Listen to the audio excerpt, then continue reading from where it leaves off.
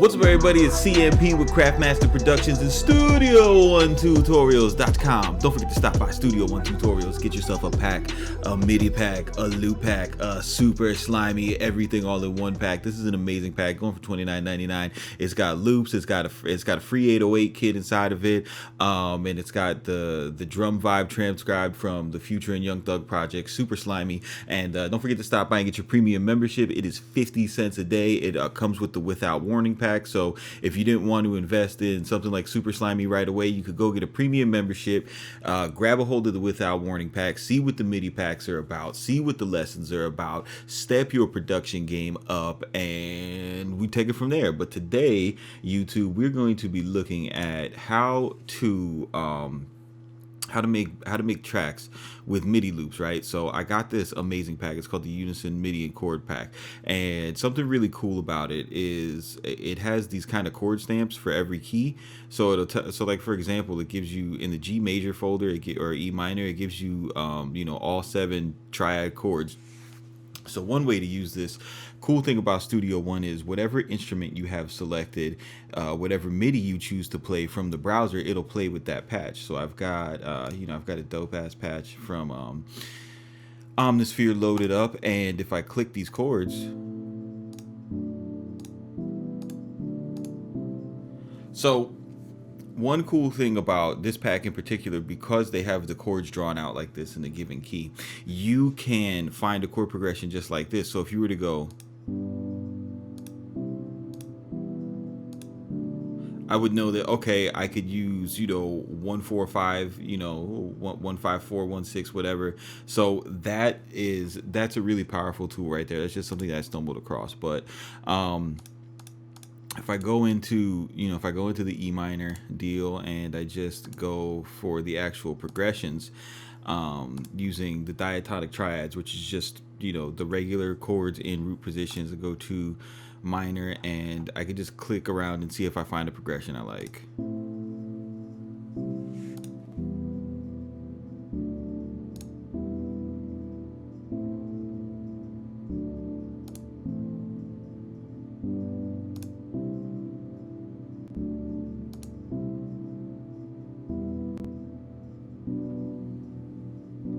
All right, so say I like this one, right? Just go ahead and drag it onto the arrange window, and let's go ahead and just look at what we got.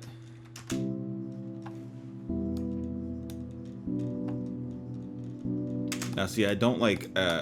This is where you just kind of get in, you start working with it. Just because this is what came in the pack doesn't mean that this is what you have to use. This is MIDI. This is why MIDI packs are just fucking awesome.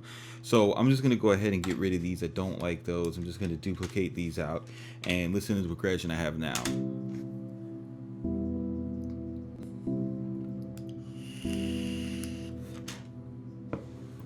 So that's pretty cool. We have a 6/1 progression here. Let me go ahead and just set this up to E natural minor. All right, so now you can see what we got. And it looks like, what did we do here? Here's our 6. Here's our 3. All right, so it looks like they got some inversions going on here, which is cool. I mess with that. All right.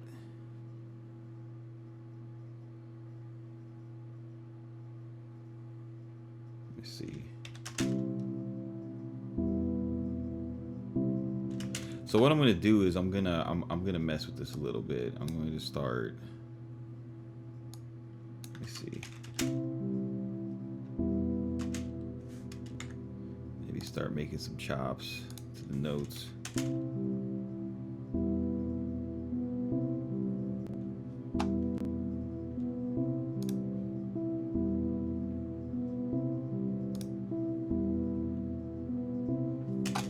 And then also I'm gonna raise the octave. I don't need this far down.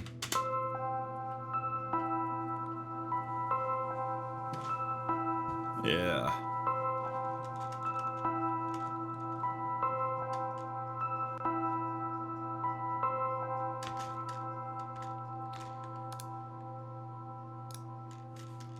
So by chopping the MIDI notes up, we're adding, you know, we're getting an actual rhythm to it. Where it's more of it's now we're writing melody lines.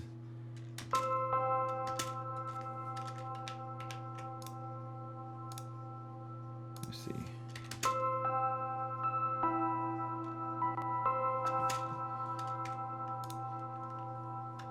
Let's see what happens if I bring these down.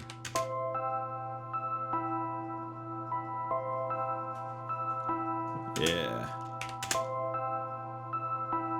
Dun.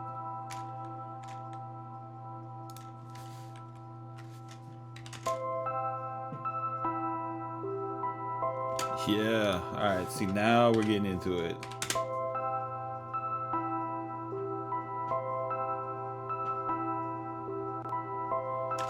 And really, all I'm doing here is like how I'm making the decisions. Is this is just really simple, basic stuff. Like if I was making a trap type melody, I might click out, you know, 1, 2, 3, 4 notes and then use the scale quantize to find what I like. And this is just kind of the same thing, you know, even though I have other notes that are, you know, that are sustained in the piano roll, that doesn't necessarily mean that we can't use this instrument to, you know, function as, you know, as playing a melody. You don't have to, just because you have, you know, you have some block chords doesn't mean they have to be block chords.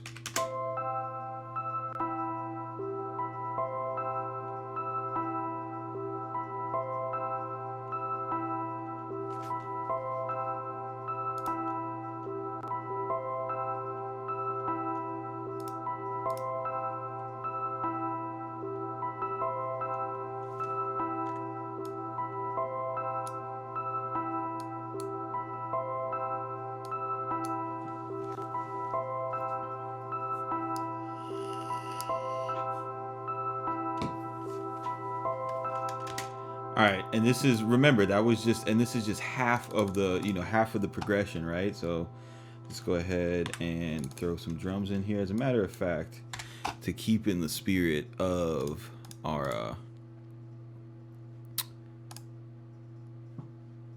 the lesson, let's just go ahead and find a MIDI drum, right?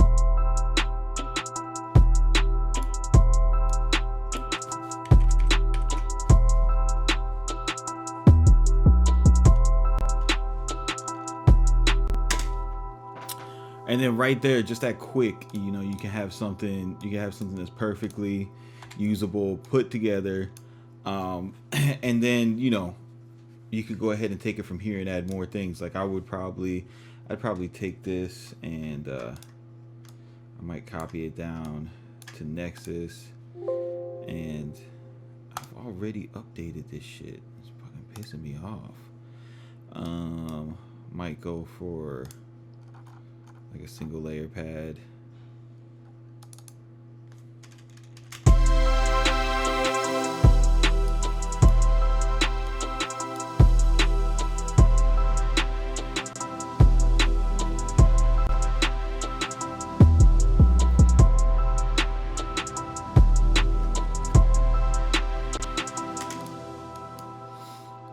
Might get rid of these bass notes.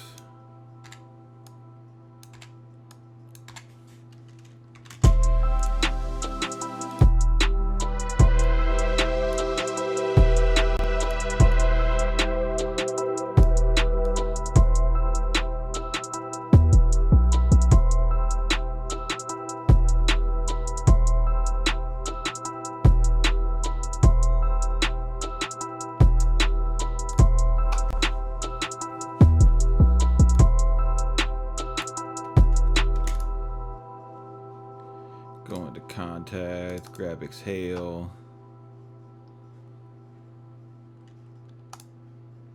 Come on.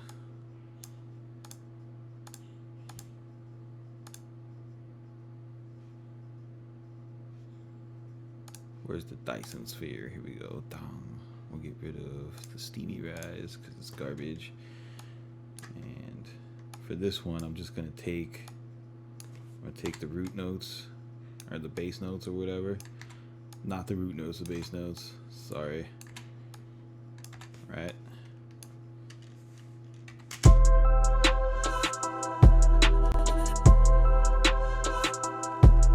Yeah.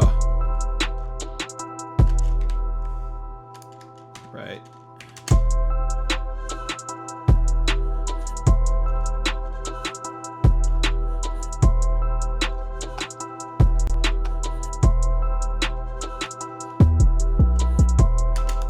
All right, now we can get, you know, and then like I'm saying, like I didn't even mess with like the rhythm of the drums, but because we're grabbing from all these different areas, it doesn't sound anything like the, you know, any of the songs we're referencing, which is, you know, the dope shit about this.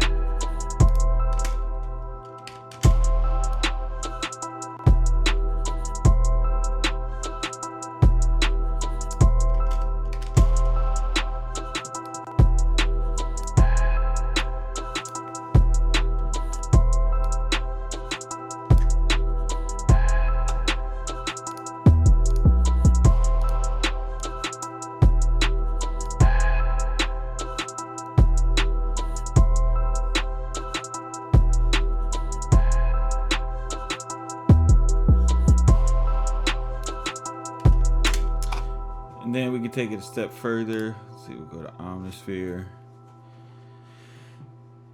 And we could grab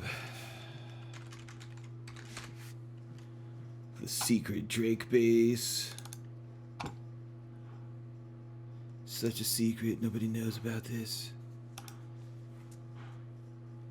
And then we'll put this patch down here. I'll duplicate this out. Get rid of the 808. So we have a nice little B pattern. Right. Whoa, that's not bassy.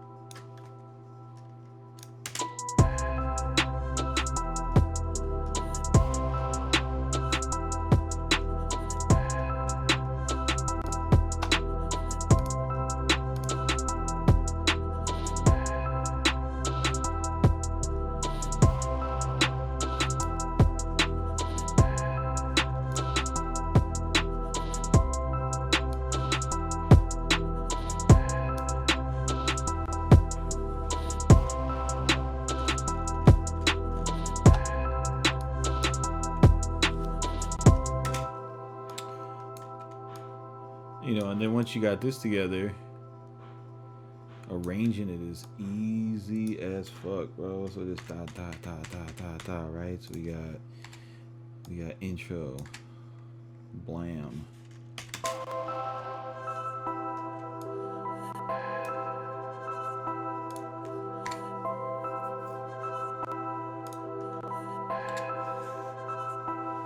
Hook.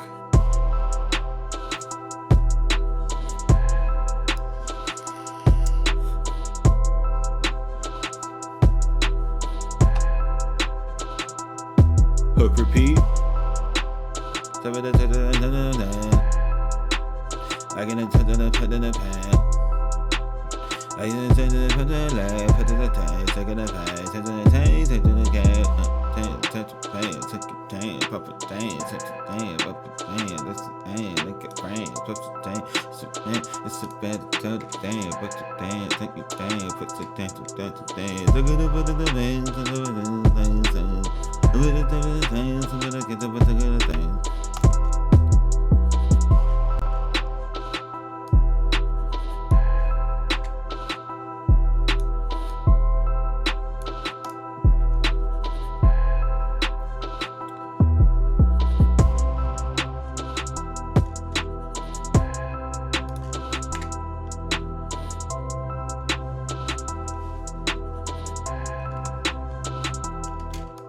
Then back to the hook.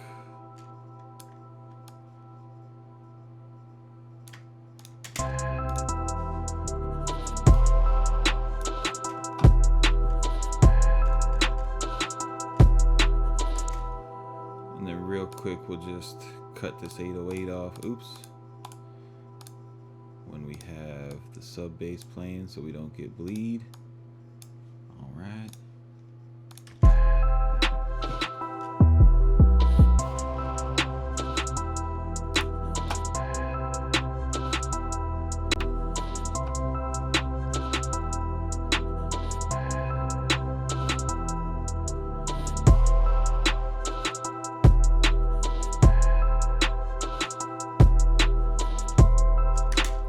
Perfect. So basically you can see how easy it is to get something up and going, and on top of that, how easy it is to be creative. You know, you just got to you know, put your mind in a place. First of all, like the whole, I always see like every day on Twitter or Instagram, or when I do a stream or something, everybody is there's a lot of people who have problems with like, yo, should I really use a MIDI pack? I mean, isn't that kind of, you know, stealing? And listen, man, like if you go and Google the stuff, like look at like Bangladesh making hits with Apple loops out of GarageBand. You know, look at people making hits with stock preset arpeggiators inside different synths. I mean, this is something that is done and you know, accepted, or whatever you want to say. There's no rules when it comes to production. It's just there's gonna be things out that can help you.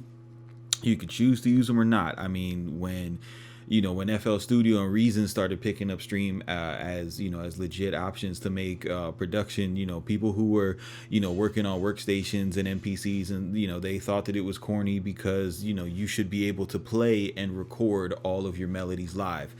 I mean, now you can create melodies that a lot of us would never be able to play live. The drum patterns that I know none, especially when it comes to trap, none of you guys will be able to play live. With all these different roles and key switches and whatnot. The whole point of it is to when you get something, to use it as inspiration, to be inspired, and to use the the skills and techniques that you already have in your arsenal, and then take this raw piece of data and use it to either make you faster or put you in a place where, hey, I would have never have thought to play the sixth chord as the first chord in my chord progression. And that's why I really think that MIDI is important for beginners, because it can show you in it can show you in the piano roll, so you could see it, how certain sounds are achieved, and you can start to create like an eye-ear coordination to where like, all right, if I put 3/16 notes next to each other in this part of the bar, it's gonna roll like this. So that's really important. That'll help you make your drum patterns if you're not playing them. And I know a lot of us don't. So the more MIDI that you could possibly see, the more different sounds that you could possibly see, it only helps you out. So yeah, man, that's what I got for you guys today. Keep it simple, don't be basic. Don't forget to stop by Studio One Tutorials and pick up your premium membership. It is 50 cents a day. Again, keep it simple, don't be basic, and we will see you on the next one.